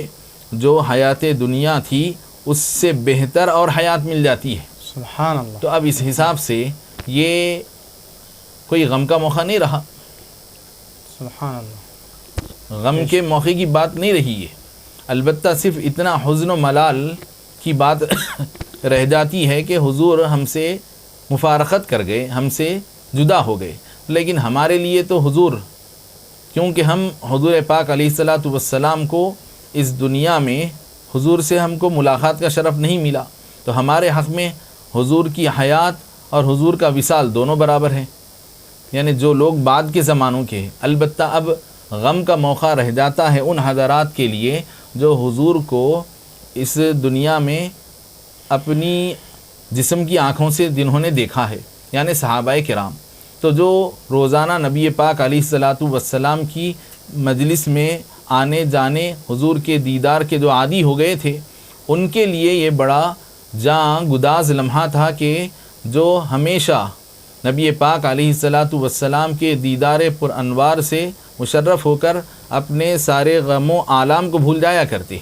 ان کے لیے بڑا پریشانی کا وقت تھا کہ ان کی نگاہوں کے سامنے نبی پاک علیہ الصلاۃ والسلام کا روح اقدس ان کے سامنے باقی نہ رہا، تو اب ان کے لیے بڑا حزن و ملال کا موقع تھا۔ اگر آپ کی اجازت ہو تو ایک شعر یہاں پر شامل کر۔ جی جی، ابھی آج نعت خواں یہ شعر سنا رہے تھے، بھول جاتے تھے صحابہ غم و آلام اپنے، جی ماشاء اللہ، ماشاء بھول جاتے تھے صحابہ غم و آلام اپنے، اللہ، ماشاء اللہ، دیکھ لیتے تھے جو سرکار کو آتے جاتے، ماشاء اللہ، بالکل دیکھ لیتے تھے جو بالکل، سرکار کو آتے جاتے، بالکل، بس جی جی، جو آپ نثر میں فرمائے تھے شاعر نے اس کو بالکل منظوم صحیح، کلام فرما دیا۔ صحیح بات ہے، بالکل۔ تو اب بس یہی حقیقت ہے وہ کہ صحابہ کرام کے لیے یہ بڑا جاں گداز وقت تھا کہ اب ان کے لیے ان کی ہمت اس بات کا تقاضا نہیں کر سکتی تھی کہ کوئی جشن کا ماحول فراہم کیا جائے، بس ہمیشہ ان کی زندگیوں میں حضور کا جو فراق ہوا، اب اس کے بعد گویا ان کی پوری زندگی کے اندر اندھیرا چھا گیا۔ اسی لیے مدینہ جیسا مقدس پاکیزہ شہر، اس میں جب وہ رہتے تو حضور کی موجودگی کی وہ معمور فضائیں ان کو یاد آ جاتی، سبحان تو اب وہ بے چین ہو جاتے، تو اس لیے اب ان کے لیے کوئی ایسی بے چینی ہو جاتی کہ اب ان کو اس پر صبر نہیں آتا، تو اس لیے انہوں نے مدینہ منورہ سے اپنے آپ کو، اپنے خود کو حضور کے فراق کے غم سے نکالنے کے لیے انہوں نے مدینہ جیسا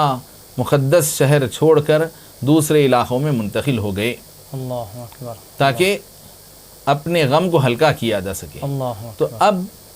یہ صحابہ کرام کی شان تھی، تو اب ان کے حق میں یہی تھا کہ ہمیشہ ان کے سامنے حضور کے وصال کا غم طاری رہتا، اللہ، تو زندگی پوری ان کی جو ہے غم کی تاریکی میں گزر گئی، تو اب ان کے لیے تو کوئی سجاوٹ، کوئی جو ہے ان کے لیے زیبائش و آرائش یا کوئی خوشی کا اہتمام کرنا ان کے لیے ممکن ہی نہ تھا، ان کے لیے تو گویا ساری دنیا تاریک ہو گئی تھی۔ تو اس لیے صحابہ کرام رضوان اللہ علیہم اجمعین کے بعد والے زمانوں کے لیے جو حضور پاک علیہ الصلاۃ والسلام کو اس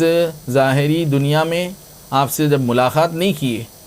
آپ کا زمانہ نہیں پائے، تو ان کے حق میں تو حضور کا دنیا میں تشریف لانا اور دنیا سے پردہ فرما جانا، یہ دونوں ان کے سامنے ایک ہی طرح کی حیثیت رکھتے ہیں۔ تو لہذا اب ہمارے لیے بنسبت حضور کے وصال کے دن کے ہم حضور کی آمد کے دن کی خوشی منائیں، یہ زیادہ مناسب ہے، اس لیے کہ حضور کا وصال یہ عام آدمیوں کی موت کی طرح نہیں ہے، بلکہ وہ تو ایک عالم سے دوسرے عالم کی طرف منتقل ہونا ہے، بلکہ دنیا کی حالت سے اور اچھی نعمتوں کی طرف منتقل ہو جانا ہے انبیاء کے حق میں۔ تو لہذا یہ کوئی غم کا موقع نہیں ہوا۔ اب رہا ہمارے لیے زیادہ خوشی تو اسی میں ہوگی کہ آج کا یہ روز ہمارے لیے ایک ایسی نعمت جو ساری نعمتوں پر بھاری ہے، وہ نعمت ہم کو ملی ہے، لہذا اس کا شکرانہ اور اس پر فرحت کر کے اللہ کے حضور سجدہ شکر بجا لانا چاہیے۔ سبحان اللہ۔ حاضرین، ابھی ہم نے مفصل طور پر 12 ربیع الاول کو خوشی کا اظہار کرنا چاہیے، یا جیسے کہ مخالفت کرنے والے 12 ربیع الاول کی عید کو اور جشن کو منانے سے دور رہنے والے اس بات میں تذبذب کا شکار ہے کہ یہ دونوں تاریخیں ایک ساتھ جمع ہو گئی ہیں، حضور پاک صلی اللہ علیہ وسلم کا وصال مبارک اور حضور پاک صلی اللہ علیہ وسلم کی ولادت مبارکہ۔ اب اس میں کیا کیا جائے؟ غم کا اظہار کیا جائے یا خوشی کا اظہار کیا جائے؟ اس کا ہم نے تفصیلی جواب ملاحظہ فرمایا۔ یہ غم تو جو دن رات صحابہ اکرام جو حضور پاک صلی اللہ علیہ وسلم کو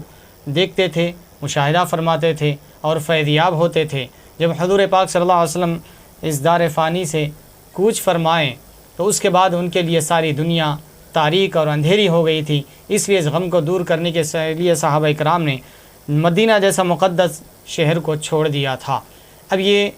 ہمارے لیے بعد کے لوگوں کے لیے حضور پاک صلی اللہ علیہ وسلم کی ولادت مبارکہ اور وصال مبارک، یہ ہمارے لیے دونوں چیزیں یکساں ہیں، کیونکہ ہم نے حضور پاک صلی اللہ علیہ وسلم کی وصال کے وقت کو نہیں دیکھا اور ہم حضور پاک صلی اللہ علیہ وسلم کے وصال کے وقت موجود نہیں تھے، تو ہم پر وہ غم طاری نہیں ہو سکتا، وہ کیفیات ہم پر مرتب نہیں ہو سکتے۔ اس لیے بہتر ہے کہ ہم حضور پاک صلی اللہ علیہ وسلم کی ولادت پر خوشی کا، فرحت کا، مسرت کا اظہار کریں۔ اب اس کے بعد آخری سوال ہے اس نشست کا، کافی وقت ہم نے حضرت کا لے لیا ہے اور یہ آج کی محفل کا آخری سوال ہے۔ حضرت میلاد النبی صلی اللہ علیہ وسلم کو عید میلاد النبی صلی اللہ علیہ وسلم یہ کہا جاتا ہے، جبکہ اسلام میں صرف 2 عیدیں ہیں، بقر عید اور عید الاضحیٰ، عید الفطر۔ یہ عید میلاد النبی صلی اللہ علیہ وسلم کہاں سے آ گئی؟ جبکہ اسلام میں صرف شریعت میں صرف 2 عیدیں رکھی گئی ہے، تیسری عید کہاں سے گئی ہے؟ یہ مخالفین کی طرف سے یہ بار بار یہ اعتراض کیا جاتا ہے، تو اس کے حوالے سے آپ کیا رہنمائی فرمائیں گے؟ دیکھیے، عید اصل میں یہ عربی زبان کا لفظ عاد یعودو سے ہے۔ عاد یعودو کے معنی ہوتے ہیں بار بار پلٹ کر آنا۔ تو عید کا مطلب یہ ہے کہ خوشی کا وہ موقع جو ہر سال پلٹ کر آتا ہے، بار بار انسان کی زندگی میں بار بار کئی مرتبہ پلٹ کر آتا جاتا ہے۔ تو یہ عید کے بنیادی معنی یہ ہے۔ اب رہا شریعت نے ہمارے لیے خوشی کے 2 موقع 2 دن مقرر کر دیے، ایک رمضان المبارک کے روزوں کے اختتام پر عید الفطر، دوسرے ماہ ذی الحجہ کی 10 تاریخ کو عید الاضحیٰ، قربانی کی عید۔ یہ شریعت نے ہمارے لیے مقرر کی ہے، لیکن اب عید میلاد یہ ایک ایسی عید ہے، یہ لوگوں کے یعنی امتیوں کے مذاق اور نبی پاک علیہ الصلاۃ والسلام سے ان کی عقیدت کے پیمانے پر چھوڑ دی گئی ہے۔ سبحان کہ یہ رمضان کے اختتام پر جیسے خوشی انسان کو ملتی ہے، بقر عید کے موقع پر انسان کو خوشی نصیب ہوتی ہے، یہ خوشی شریعت کی طرف سے شرعی طور پر مقرر ہوئی اور اس میں پھر انسانی فطرت بھی اس میں شامل ہو گئی کہ جب شریعت نے ہماری اس کو عید قرار دیا تو اب ہماری فطرت بھی اس کی عادی بن گئی کہ عید کے رمضان کی عید کے دن اور بقرعید کے عید کے دن جب آتے ہیں تو دل خوش ہونے لگتے ہیں. لیکن یہ جو عید کا اہتمام ہے شریعت نے اس پر کسی کو مجبور نہیں کیا، بلکہ گویا شریعت نے لوگوں کی عقیدت و محبت کا گویا امتحان رکھ دیا اس میں، اللہ اکبر، کہ لوگ اپنے ذوق سلیم اور فطرت سلیمہ کی بنیاد پر اللہ کے نبی جیسی نعمت عظمیٰ اور رحمت مہدہ کے حصول پر کیا وہ اپنی فطرت سلیمہ کا ثبوت دیتے ہوئے خوشی کا اظہار کر لیتے ہیں، یا یہ کہ اس موقع پر وہ لا تعلق ہو کر، یا پھر بعض روایات میں آیا ہے کہ شیطان اس موقع پر جب نبی پاک علیہ الصلاۃ والسلام کی ولادت باسعادت ہوئی تو شیطان مارے افسوس کے غم کر رہا تھا کہ نبی آخر الزماں تشریف لا لیے اور ان کی بدولت اسلام اور ایمان دنیا میں عام ہو جائے گا اور کفر و بت پرستی اور شرک کا خاتمہ ہو جائے گا، تو لہذا اس موقع پر شیطان بڑا افسوس کر رہا تھا. تو لوگوں کی فطرت سلیمہ کا امتحان ہے کہ کیا گویا وہ اس اللہ رب العزت کے فضل کے حصول پر، جیسا کہ قرآن پاک فرما دیا بفضل اللہ و برحمتہ فبذلک فلیفرحوا، اپنی فطرت کہ ان کی فطرت اس قرآنی حکم کو قبول کرتی ہے، یا پھر یہ کہ شیطان کی طریقے پر یہ لوگ اس موقع پر فطری خوشی سے عاری رہ جاتے ہیں کہ ہر امتی کو یقیناً نبی پاک علیہ الصلاۃ والسلام کی اس آمد اور آپ کی ولادت پر یقیناً خوشی ہوتی ہے اور ہونا چاہیے. یہ امتی ہونے کا ثبوت ہے. ہاں اگر وہ امتی نہیں ہے تو واقعتاً اس کو خوشی نہیں ہوگی، غم ہوگا. ہاں البتہ یہ اور بات ہے کہ طبیعتیں مختلف ہوتی ہیں کہ کوئی طبیعت اپنے خوشی کا ذرا برملا اظہار کرتی ہے یا پھر کوئی طبیعت برملا اظہار نہیں کرتی ہے، لیکن خوشی تو فطرت کا تقاضا ہے. خوشی فطرت میں داخل ہے. حضور کی ولادت پر، حضور کی بلکہ حضور سے نسبت رکھنے والی ہر چیز پر امتی کو خوشی ہوتی ہے، اور یہ ایمان کا تقاضا ہے. سبحان اللہ، بے شک، سبحان اللہ، سبحان اللہ، ماشاء اللہ. معزز حاضرین و سامعین و ناظرین، بڑی تفصیل کے ساتھ تقریباً ہم نے حضرت العلامہ مولانا مفتی لطیف احمد صاحب قبلہ شیخ المعقولات جامعہ نظامیہ سے بڑی تفصیلی گفتگو کی، اور ہر ایک سوال کا مدلل قرآن و حدیث کی روشنی میں ہم نے جوابات ملاحظہ فرمائے، مشاہدہ کیا، اور ہم بے حد ممنون و مشکور ہیں حضرت قبلہ کے کہ انہوں نے اپنے شکریہ، قیمتی وقت نکال کر ہمیں عطا فرمایا اور استفادہ کا موقع عطا فرمایا. اور ہم آپ کا پھر ایک دفعہ تہ دل سے شکریہ ادا کرتے ہیں. اور پھر ایک دفعہ میں تمام ناظرین و سامعین کو بھی اس بات سے آگاہ کر دوں کہ یہ سلسلہ جو آپ کی خدمت میں پیش کیا جا رہا ہے یہ انوار اسلام نیٹ ورک کی جانب سے پیش کیا جا رہا ہے، اور اسی طریقے سے تحریک اصلاح اعمال کی جانب سے یہ سوال جواب کی نشست آپ کی پیش خدمت کی جا رہی ہے، تاکہ ہمارے دلوں میں، ہمارے ذہنوں میں اٹھنے والے سوالات یا اشکالات کا مدلل طریقے سے ہمارے علماء اکرام کے ذریعے دیے گئے جوابات سے آپ کو تشفی حاصل ہو. آج کی اس نشست کا ہم اختتام کرتے ہیں اور حضرت کا پھر ایک دفعہ شکریہ ادا کرتے ہیں. السلام علیکم ورحمۃ اللہ وبرکاتہ. میں حضرت قبلہ سے معروضہ کرتا ہوں کہ آپ دعا فرمائیں.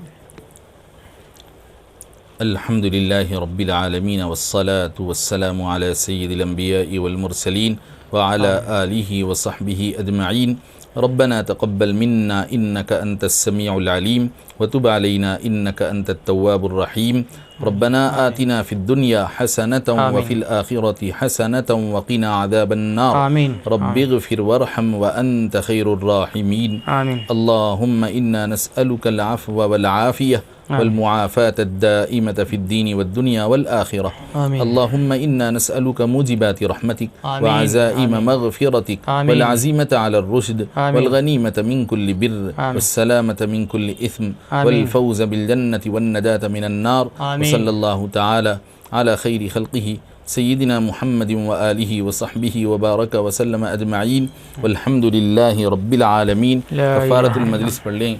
تو مجلس کے اختتام پر مجلس کا جو کفارہ ہے کہ ہماری زبان حضرت نبی پاک علیہ الصلاۃ والسلام کی شان اقدس کو بیان کرنے میں کوئی کوتاہی کی ہو تو اس کا کفارہ ہو جا سکے کہ حدیث شریف میں اس کو کفارۃ المجلس قرار دیا گیا. تو آپ اس کو یاد کر لے کر اپنی کسی بھی نشست، چاہے وہ گھر کی ہو یا دوست احباب کے درمیان ہو یا کسی کلاس کے ختم پر یا آپ آپس میں کوئی مشورے کے لیے جمع ہو تو